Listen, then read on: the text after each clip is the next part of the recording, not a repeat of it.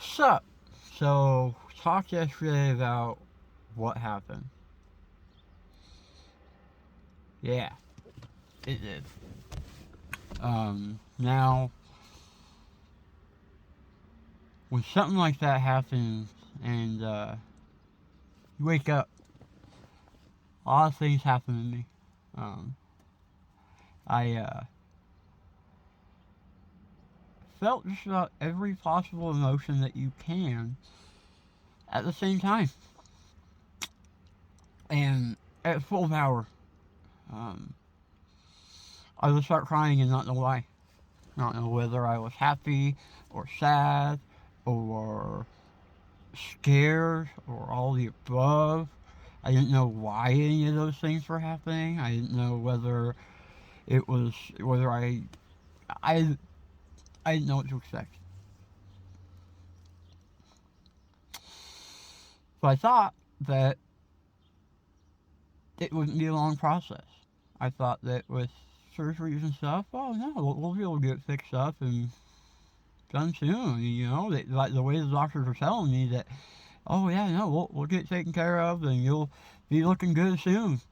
Um, that was 2 years ago. I thought that maybe I'd be able to go back to work right away. Um, wasn't a good decision for me for my mental health or my physical health. Um, because there's a lot of trauma and PTSD that goes in with this kind of stuff. People don't realize this.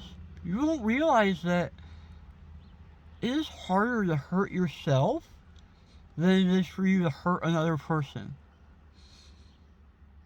Think about it. How many of you have punched somebody hard or hit somebody or hurt somebody physically? Could you do that to yourself?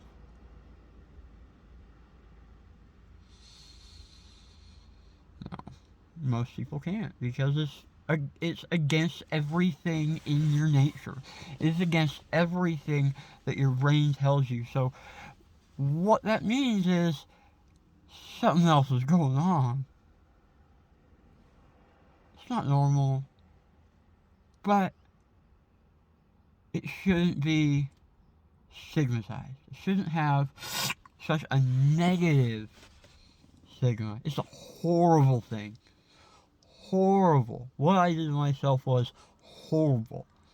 And I have to live with it for the rest of my life.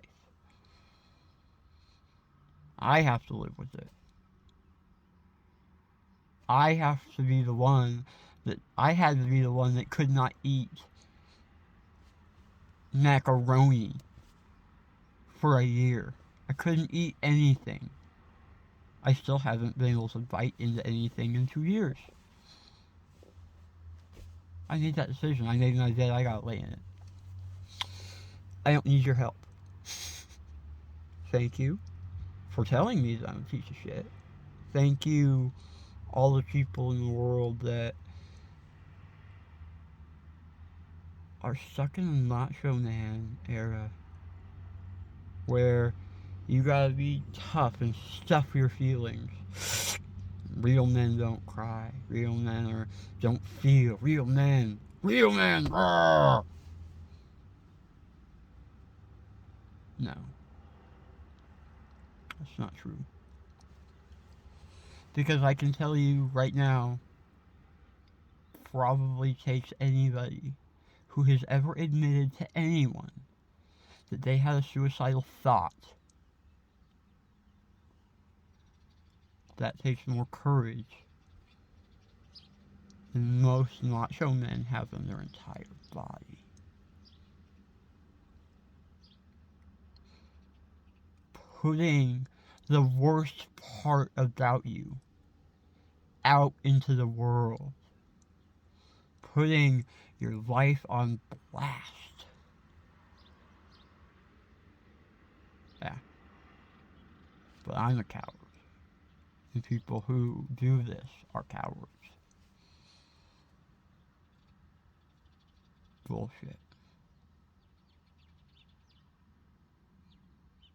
strongest people I know are the people that I met in my rehab facility. I went to rehab twice because I almost, well, we'll get to that later, but I went twice. I went for a month, I was in the hospital for a month, and then I went back for another month. And I went back to the hospital. Weird scenario. But the people that I met that the average American would say are the scum of the earth, the addicts, the alcoholics, the trash, the mentally abused and hurt, the people that have gone through the most, the people that have felt the most and been kicked and punished for feeling, people that have trauma that can't get over it alone. So they turn to something to help them because it is wrong in American society to talk about your feelings. So they turn to the bottle because that's what everybody tells you to do. Oh, you got a problem? Go have a beer, you'll be fine. Go have a beer. Go have a beer, you'll be fine. That's what I was told. Growing up, that's what I was told at work. When I started working, when I started doing these things, all the people around me, oh man, you're stressed out, you don't feel good, go have a beer, you'll be fine. So I did. And I had more, and I'm an alcoholic. Now, been in recovery for about a year now. And me just saying that I'm an alcoholic, people will bash me for it. People will attack me for it. Blindly.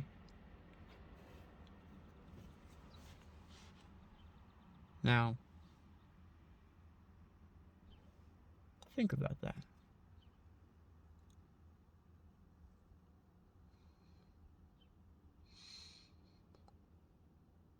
Would you blame a diabetic for not being able to eat a ton of sugar?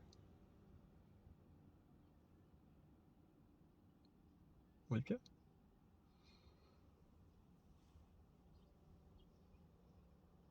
Would you blame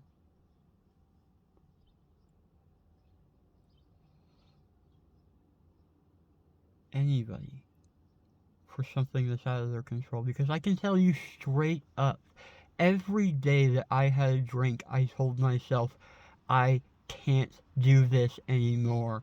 I need to stop. I want to stop. I don't want booze in my life anymore. Every day. On my way to the liquor store. Because my body would just take me there.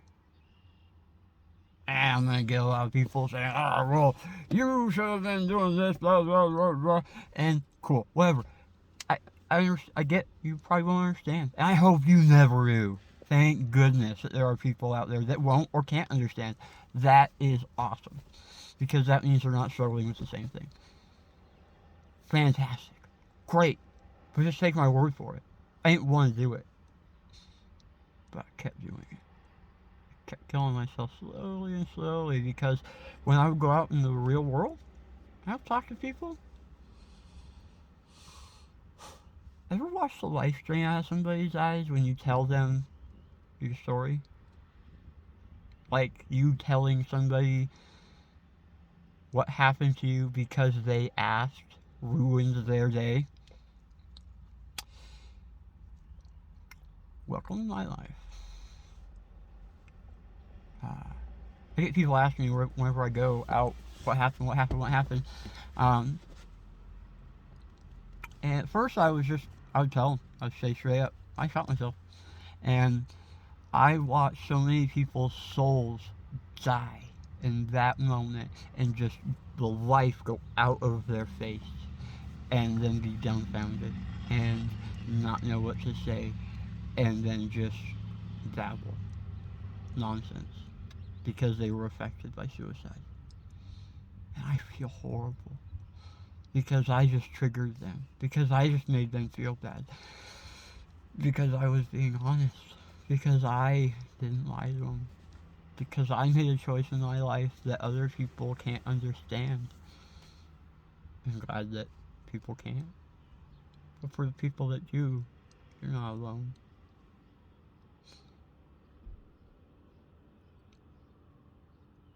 That summer, going into fall, worst part of my life. By far. Family, friends, disowning me, sending me nasty letters, emails, messages, people telling me that how selfish I was, how horrible of a person I am, how badly I affected things because I did that. And the only thing I kept thinking in those moments was, I wish it would have worked. Because then all these other people that are doing these things to me and saying these things to me would finally be happy. Think about that. Now, they didn't get their wish. I'm not going to. Screw them. Ignorance is bliss.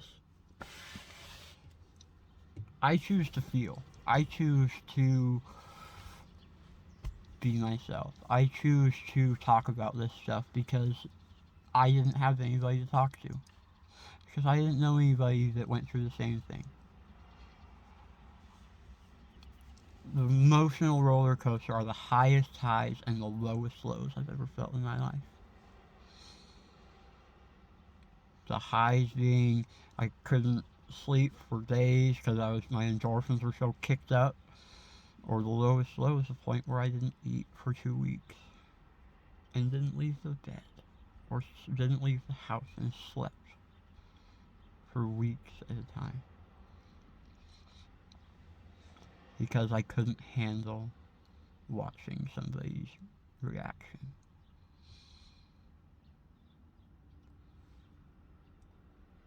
Now, think about that. The next time somebody tells you, or somebody ever tells you, that they tried to kill themselves, that is the hardest thing they will probably ever do. And the fact that they told you means something. Don't judge. Don't hate. Don't kick people when they're down.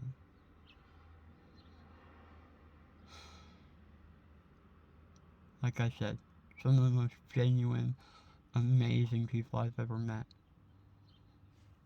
were in rehab, mental health facility that I was in twice now, or rehab again.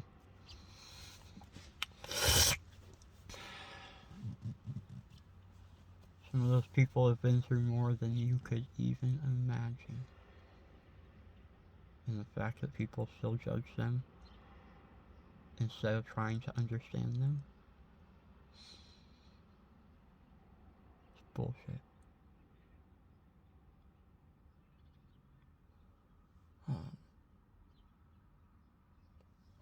I'm in a better place than I was a couple years ago.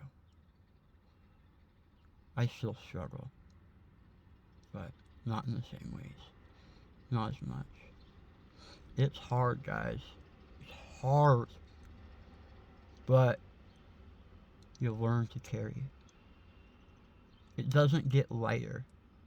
You get stronger. The weight of the world never gets lighter. You just need to get stronger to carry it. And by that I mean feel your feelings, communicate stuff, guys. If you see somebody struggling, go help them. Just being there for somebody is more than most people will ever get. More than I got a lot of the times. I was always getting people telling me what to do and what not to do instead of, can I sit here and help you and just be with you? So, see y'all tomorrow. Thank ya. Hey, by the way, subscribe. 90% of you aren't subscribed. I'm here.